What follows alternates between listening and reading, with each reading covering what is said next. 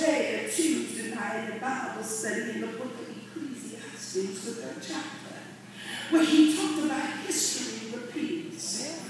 And I said to the saints, I said, we need to be preparing ourselves to get ready for one of the greatest manifestations of the supernatural. The greatest manifestations of signs, wonders, and miracles. See, some of us, we were going to do so much so long, it's just too hard to comprehend. If a miracle manifests in your face, you can see that. Was that thing real? Did that just happen? And let me tell you what the enemy has done. He's put all this stuff on television. And television is just him telling us his vision. He's put it all on television, on this witchcraft and sorcery and people levitating and doing all kinds of stuff, especially on American Got Talent.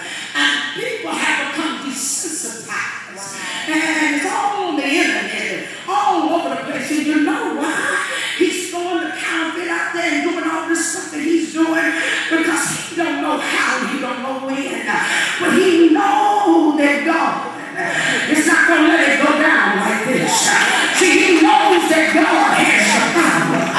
And he knows that he has an end. And he knows that God never allows his children to suffer without there being some type of deliverance. Somebody shout glory. He doesn't want you to come to the knowledge of the truth. He don't want you going to Bible study. That's why he got you so hard and you're tired. And then you get in bed, you can't go to sleep. You sure want the Bible study. That's why he got you so hard about getting the prayer. Because he knows that there's power when you pray and you pray through. That's why he doesn't want you coming to the house of God. Because there's power in unity. Jesus come outside. He said the same night assembling yourselves together. If he can keep you away from the house, he can walk up in front of you and down the back of you. But it's in the house of the Lord. If it had not been for the Lord, there was a Lord of sight. There's not a one of us that could have made it here tonight.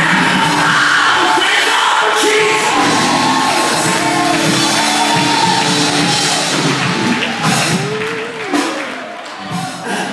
I got my foot here. Rest unto God. Let your enemies. See, it takes faith to rest.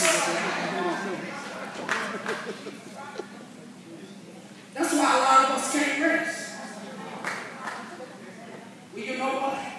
Let me do this and then I'll be able to rest. I'm trying to get these kids through school and then I'll be able to rest.